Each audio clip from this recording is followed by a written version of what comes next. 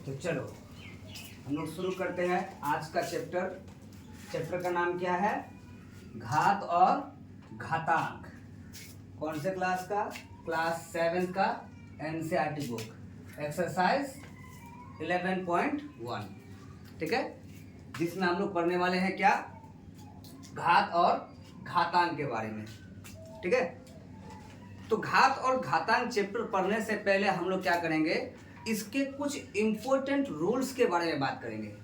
ठीक है, तो पहला हम लोग बात करते हैं कि ये घात जो होता है, घात हम कहते किसको है? घात किसको कहते हैं? जैसे कभी भी आप इस प्रकार का नंबर लिखा हुआ देखेंगे कि 2 पर पावर 5, इस तरह से नंबर लिखा हुआ होता है। ठीक है, तो इस तरह से जो नंबर लिखा होता है, तो इसमें से जो नीचे वाली संख्या होता है इसको हम आधार कहते हैं। क्या कहते हैं? आधार। ठीक है, और इसके जो ऊपर वाला संख्या होती है इसको हम लोग घात कहते हैं। इंग्लिश में इसे पावर कहते हैं। क्या कहते हैं? घात या फिर पावर कहेंगे। ठीक है, समझ में आ गया कि घात किसको कहते हैं? समझ में आ गया। अब हम बात करते हैं इसके कुछ इंपॉर्टेंट रूल्स के बारे में। इंपॉर्टेंट रूल्स के बारे में, तो रूल्स क्या क्या है? तो हम रूल्स की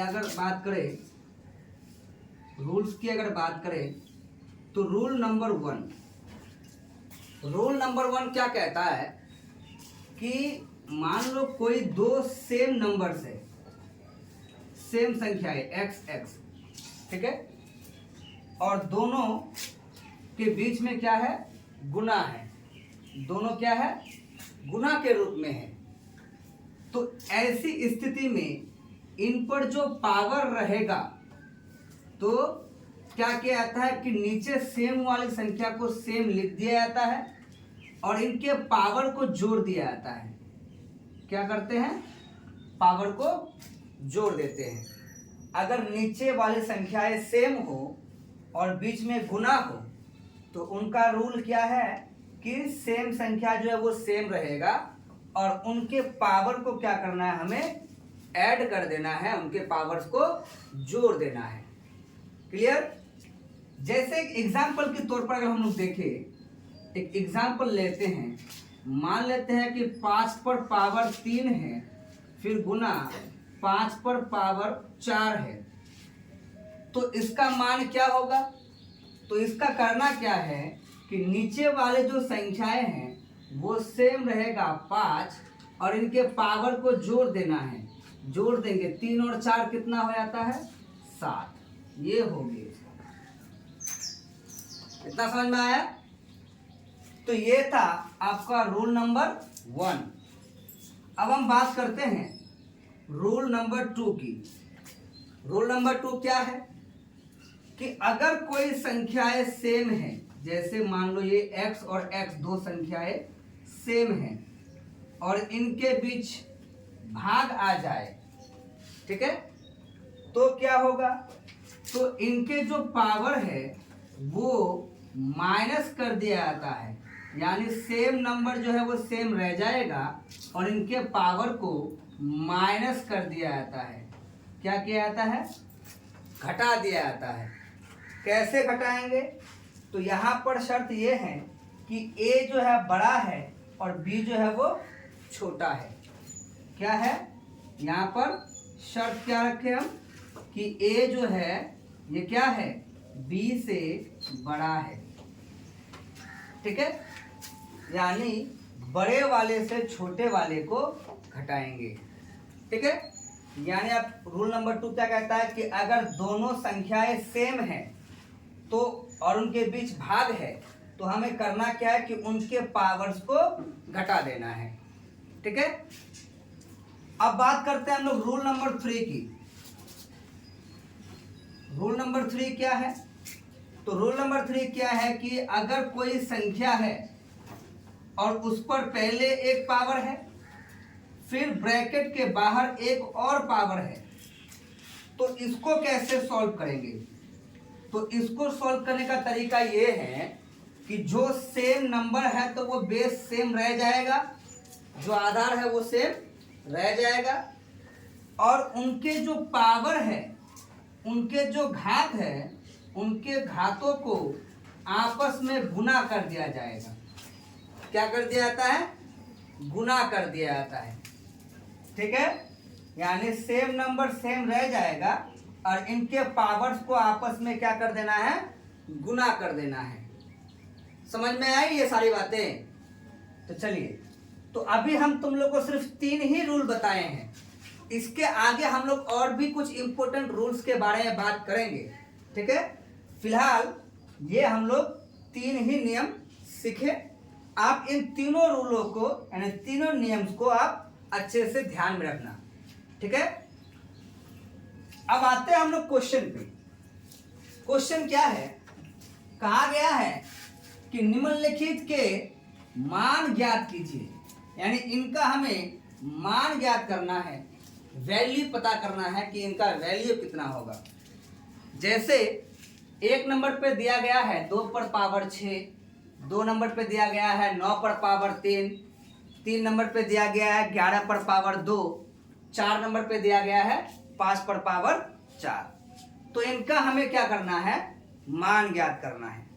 ठीक है, तो जब भी मान ज्ञात करने की बात आए तो हमें करना क्या है कि 2 पर पावर 6 का मतलब क्या है कि 2 को 6 बार रिपीट करके गुना करना है।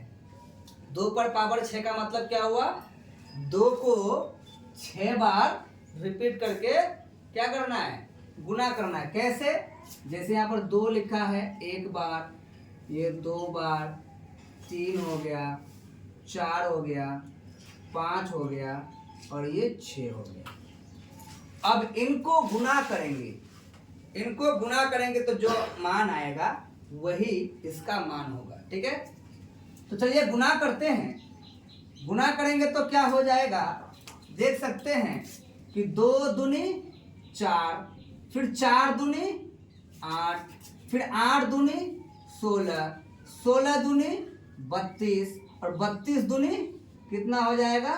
तो 64 हो जाएगा, 64 होगा इसका मान।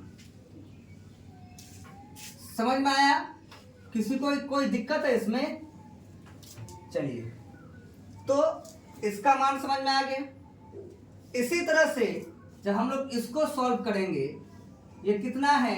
9 पर पावर 3। मतलब क्या है कि 9 को 3 मर्तबा लिखकर गुना करना है। तो लिखेंगे 9 गुना में 9 फिर गुना में 9। अब इनको हम आपस में गुना करेंगे तो जब पहले इन दोनों को गुना करेंगे तो 9 9 में कितना होता है? 81 यानी 81। अब इस 81 को फिर 9 से गुना करेंगे, कितना हो जाएगा? 9 एकम 9 और 9 अठे 72, यानी टोटल कितना हो गया? 729 इसका आंसर हो गया। समझ गए? इसी तरह से जब हम लोग इसका सॉल्व करेंगे, यानी इसमें क्या कहा गया है? 11 पर पावर 2, यानी 11 को 2 मर्तबा लिख के हमें गुना करना है। तो क्या करेंगे? लिखेंगे 11 फिर गुने में 11, कितना हो जाएगा? तो 11 गुना 11 कितना होता है? तो सबको याद होगा 11 गुना 11 121 होता है। ये एक्चुअल में 11 का स्क्वायर दिया था, है ना? और 11 का स्क्वायर कितना होता है? 121। बात करते हैं लास्ट क्वेश्चन की। लास्ट क्वेश्चन में 5 पर पावर 4 दिया गया है। तो हमें करना क्या है कि 5 गुना में 5 फिर गुना में 5 और फिर गुना में 5, 4 बार लिख दिए। अब करना क्या है? हमें इनको गुना करना है और गुना करके आप इनका आंसर बताएंगे कि इसका आंसर क्या होगा। ठीक है, फिलहाल आप इन सभी चीजों को नोट कीजिए, फिर हम लोग बढ़ेंगे इससे आगे वाले क्वेश्चन की ओर। जल्दी नोट कीजिए। अगले क्वेश्चन में क्या कहा गया है? कहा गया है कि निम्नलिखित को घातांकीय रूप में व्यक्त कीजिए, यानी ये जो संख्याएं हैं इनको घातांकीय रूप में बदलना है। घातांकीय रूप क्या होता है, कैसा होता है? तो इससे पहले वाले क्वेश्चन में जो हम लोग पढ़े थे, जैसे हम लोग पढ़े थे 5 पर पावर 4, ठीक है। तो ये है घातांकीय रूप। हमें इन क्वेश्चंस को ऐसे रूप में लिखना है, ठीक है। तो ये ऐसा होगा, ये बहुत ही इजी होगा। हमें करना कुछ नहीं है, डायरेक्टली देखो क्या है कि इस पूरे में संख्याएं क्या क्या है। जो संख्या है पहले वो लिख लो क्या है। तो इसमें सिर्फ और सिर्फ 6 है, 6 लिख लिए, ठीक है। कितनी बार है? 1 2 3 और 1 4, तो इसका पावर लिख दीजिए 4। हो गया ये इसका घातांकीय रूप, समझ गए। इसी तरह से अगला क्वेश्चन जो दिया गया है, ये कहा गया है t गुना t, यानी t लिख देंगे पहले। अब t कितनी बार है गिन लो, 1 2, कितना है? 2 बार है, तो क्या करेंगे? 2 लिख देंगे, पावर क्या हो जाएगा? 2। बात करते हैं अगले क्वेश्चन की। अगला क्वेश्चन में कहा गया है b गुना b गुना b गुना b। इसका आपको घातांकीय रूप लिखना है। क्या लिखना है? घातांकीय रूप। तो करना क्या है? कुछ नहीं करना है, सब में b b दिया है तो b लिख लीजिए आप पहले। अब काउंट कीजिए, 1 2 3 और 1 कितना हो गया? 4। तो हम क्या करेंगे, यहाँ पर 4 लिख देंगे। हो गया ये b का घातांकीय रूप, ठीक है। इसी तरह से इस क्वेश्चन में क्या होगा, इसमें तो अलग है, इसमें 5 भी है और 7 भी है। तो इसमें क्या करना है, दोनों को लिख लेना है। 5 को भी लिख लेना है, गुना में 7 को भी लिख लेना है। अब शर्त यह है कि 5 को पहले गिन लो, 5 एक बार है, 2 बार है, तो 5 पर पावर हो गया 2, और 7 कितनी बार है? 1 2 3, तो 7 पर पावर क्या हो जाएगा? 7 पर पावर हो गया 3। ये हो गया इसका घातांकीय रूप। इसी तरह से अगला क्वेश्चन अगर हम देखें तो ये कहा गया 2 गुना 2 a गुना a, यानी इसमें 2 भी आया है और a भी आया है। अब बात करेंगे 2 कितनी बार, तो 1 बार 2 बार, 2 आया है 2 बार, 2 के ऊपर लिखेंगे 2, और a कितनी बार है, तो a भी 2 बार है, तो इस पर भी हो जाएगा 2, ठीक है। इसी तरह से अगला क्वेश्चन जो है, इसका आंसर आप लोग हमें बताएंगे कि इसका घातांकीय रूप क्या बनेगा, ठीक है। समझ में आ गई है सारी बातें? क्वेश्चन नंबर 2 सबको समझ में आ गया है ना? कोई डाउट हो तो सवाल पूछ सकते हैं, ठीक है। अब इसको फिर से आज जल्दी जल्दी नोट कीजिए, फिर बढ़ेंगे हम लोग क्वेश्चन नंबर 3 पे। चलिए बढ़ते हैं अगले क्वेश्चन पे। अगले क्वेश्चन में हमें क्या कहा गया है? कहा गया है कि निम्नलिखित संख्याओं में से प्रत्येक को, प्रत्येक मतलब हर एक को, घातांकीय संकेतन में व्यक्त कीजिए। यानी ये जो संख्याएं हैं इनको भी हमें क्या करना है, घातांकीय संकेतन या फिर घातांकीय रूप में लिखना है। कैसे होता है घातांकीय रूप? अभी थोड़ी देर पहले बताए थे, 5 पर पावर 4, ये हो गया आपका घातांकीय रूप, ठीक है, या फिर घातांकीय संकेतन। तो इनको हम कैसे सॉल्व करेंगे, इनको कैसे लेके आएंगे घातांकीय रूप में?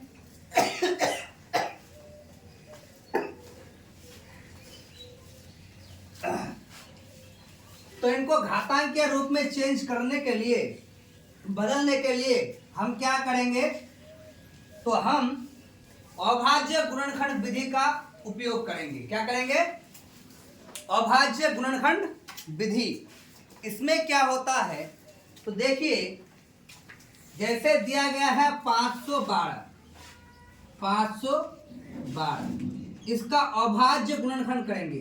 अभाज्य गुणनखंड मतलब कि इनको भाग करेंगे एलसीएम की तरह। पहले कितना से कटेगा, यानी मान लो इसका फैक्टर निकालना सबको आता है ना? तो इनका क्या करेंगे, पहले 2 से भाग लगेगा, 2 से इस पूरे नंबर को भाग करेंगे। देखो एलसीएम की तरह इसको मत सोचना, ठीक है। ये पूरा एक ही संख्या है, ऐसा नहीं कि ये 5 अलग है, 1 अलग है, 2 अलग है, ऐसा नहीं है। ये पूरा एक ही संख्या है, तो पूरे को एक बार में लेके भाग करना है। तो 2 से भाग करेंगे, यहाँ 5 है, 2 दूनी 4 भाग लग गया, 1 बचेगा यहाँ पे, 1 को हम यहाँ देंगे तो कितना हो जाएगा, 11 हो जाएगा। तो यहाँ पर 11 हो गया। 2 के पास से भाग लगा रहे, 2 5 6 10 भाग लग गया यहाँ से। अब फिर यहाँ पर 1 बचेगा, 1 को फिर हम लोग यहाँ देंगे तो कितना हो जाएगा, 12 हो जाएगा। और 2 का पारा 6 बार में, 2 छक्के 12। इसी तरह से फिर भाग करेंगे 2 से, 2 एकम 2, यहाँ 5 है तो यहाँ क्या हो जाएगा, 2 दूनी 4, 1 बच गया, 1 को यहाँ लेंगे तो कितना हो जाएगा, 16, और 2 8 16। फिर हम इसको 2 से भाग करेंगे, पहले है 12 यानी 2 छक्के 12 हो जाएगा, और 8 है तो 2 4 8। फिर हम इसे 2 से भाग करेंगे, 32 दूनी होता है 64। चलते रहेंगे, फिर 2 से भाग लग जाएगा, 16 दूनी 32, फिर 2 से भाग लग जाएगा, 8 दूनी 16, फिर 2 से भाग लग जाएगा, 4 दूनी 8, और फिर एक बार और 2 से भाग लग जाएगा, 2 दूनी 4, और चलिए यहीं तक एंड करते हैं, यानी पूरी तरह से खत्म हो गया, ठीक है। चाहे तो एक बार और भाग लगा सकते हो, 2 से एक बार और भाग लगाएंगे तो 2 एकम 2। चलो यहाँ तक याद रखना, जब तक 1 नहीं आया था तब तक छोड़ेंगे नहीं, ठीक है। चलो तो ये सारे संख्याएं भाग लग गए। अब हमें करना क्या था कि 512 का घातांकीय रूप लिखना था। तो ये तो घातांकीय रूप नहीं हुआ। घातांकीय रूप क्या हुआ, तो हमारे पास क्या क्या संख्याएं आई है। हम जो अभाज्य गुणनखंड किए तो अभाज्य गुणनखंड में कौन कौन सी संख्या आई है, केवल और केवल 2 आया है। तो हम लिखेंगे क्या कि 2 आया है। क्या आया है, 2 आया है। कितनी बार, 1 2 3 4 5 6 7 8 9 बार। यानी इसका घातांकीय रूप क्या हो गया, 2 पर पावर 9। क्या हो गया, 2 पर पावर 9। समझ में आया सारी बातें। यानी हम लास्ट में ऐसे लिख सकते हैं कि इसलिए 512 का घातांकीय रूप या फिर संकेतन, घातांकीय रूप क्या हो गया, तो 2 पर पावर 9 हो गया। समझ में आया सारी बातें। इसी तरह से हम देखेंगे अगला क्वेश्चन। अगला क्वेश्चन में क्या कहा गया है, अगला क्वेश्चन में दिया गया है 343। 343 ये किस संख्या से भाग लगेगा। क्या ये 2 से भाग लगेगा, नहीं लगेगा, क्योंकि 2 से भाग होने के लिए लास्ट में 0 2 4 6 8 होना चाहिए। यानी हम इससे पहले क्लास में हम पढ़ा चुके हैं भाग करने के नियम, ठीक है। भाग के क्या क्या नियम है ना, वो सारे संख्याएं पढ़ा चुके हैं कि 2 कैसे भाग लगता है, 2 से कब भाग लगेगा, 3 से कब भाग लगेगा, 4 से कब भाग लगेगा, 5 से कब भाग लगेगा, है ना। तो यहाँ पर अगर लास्ट में 2 4 6 8 आता तो 2 से भाग लगता, 2 से भाग नहीं लगेगा। 3 से भाग लगेगा, 3 से चेक करो तो ये 3 से भी भाग नहीं लगेगा। 4 से चेक करेंगे तो 4 से भी नहीं लगेगा। 5 से तो लगेगा ही नहीं, क्योंकि 5 से भाग लगने के लिए लास्ट में या तो 0 होना चाहिए या 5 होना चाहिए। 6 से भी नहीं लगेगा, ये डायरेक्ट 7 से भाग लगेगा। कितना से, 7 से। तो 7 से जब हम इसको भाग करेंगे, ये कितना है, 34 है, तो 7 4 28। अब 34 में से 28 निकल गया, बचा कितना, 34 में से 28 निकल गया तो कितना बचा, 6 बचा। 6 को जब हम यहाँ लेंगे तो कितना हो जाएगा, 63, है ना। और 7 का पारा 9 बार में होता है 63। समझ में आया। फिर इसी तरह फिर से भाग लगाएंगे तो कितना से लगेगा, फिर 7 से भाग लगेगा, 7 एकम 7। और अब ये 7 किसी संख्या से भाग लगेगा क्या? नहीं लगा। अब चाहे तो एक बार भाग लगा सकते हैं, लेकिन यही तक छोड़ देना बेहतर होता है, ठीक है। तो अब क्या हो गया, यानी 343 का घातांकीय रूप क्या आया? घातांकीय रूप क्या आ गया? तो इनमें सब क्या आया है? 7 आया है। कितनी बार आया है? 7 कितनी बार? 1, 2 और 1, कितना हो गया? 3 बार। यानी 343 का घातांकीय रूप क्या हुआ? 7 पर पावर 3। समझ में आया सारी बातें? इसी तरह से क्वेश्चन नंबर 4 देखते हैं। क्वेश्चन नंबर 4 में क्या कहा गया है? दिया गया है 729 का घातांकीय रूप लिखना है। 729 का घातांकीय रूप लिखना है। ये कितना से भाग लगेगा? कहे 2 से भाग लगेगा? नहीं लगेगा। कितना से लगेगा? तो 3 से लगेगा। कितना है यहाँ पर? 7 है। 3 का पारा 2 बार में 6 खत्म, बचा कितना? 1 बचा। 1 को जब यहाँ लेंगे तो कितना हो गया? 12। 3 का पारा 4 बार में 12 हो गया, ये खत्म, बचा कितना? 9। तो 3 का पारा 3 बार में 9। अब कितना से लगेगा? तो फिर से 3 से भाग लगेगा। ये कितना पहले? 24 है। तो 3 का पारा 8 बार में 24 और 3 का पारा 1 बार में 3। फिर 3 से भाग लगेगा। कितना है? 81 है। 27 तिया 81 होता है। 27 तिया 81। फिर भाग लगेगा 3 से। 9 तिया 27 होता है ना। फिर भाग लगेगा 3 से। 3 तिया 9 होता है। यानी 729 का घातांकीय रूप क्या हो गया? घातांकीय रूप कितना आ गया? तो सब में कौन सी संख्याएं आई हैं? केवल और केवल 3 आया है। कितनी बार? 1, 2, 3, 4, 5 और 1, कितना हो गया? 6 बार आया है। यानी इसका आंसर क्या हो गया? 3 पर पावर 6। समझ में आ रही है सारी बातें सबको? अब बात करते हैं हम लोग अगले क्वेश्चन की और लास्ट क्वेश्चन की। कितना दिया गया है? 3125।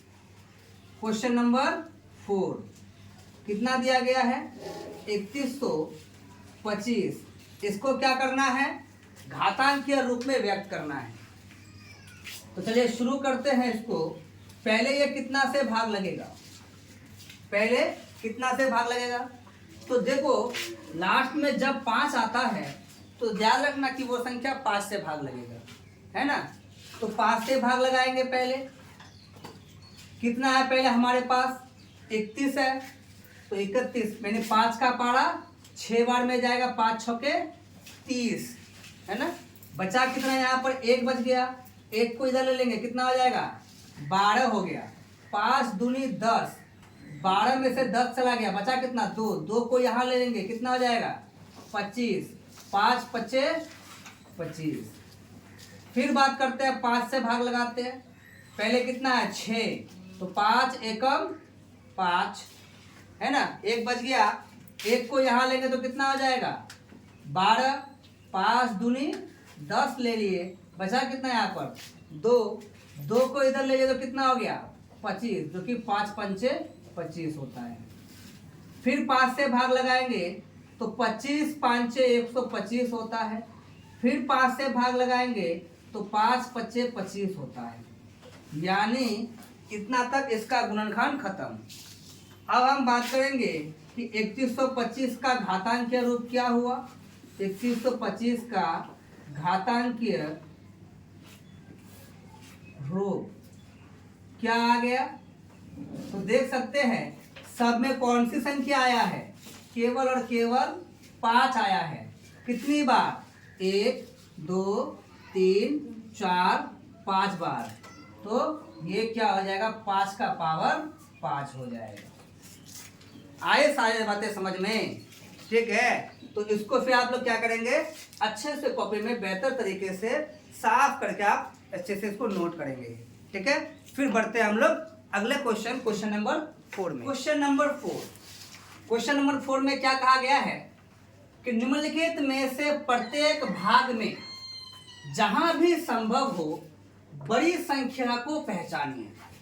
यानी ये कुछ संख्याएं घातांक के रूप में हमें दी गई है और हमें इनमें से पहचानना है कि इनमें से कौन बड़ा है और कौन छोटा है।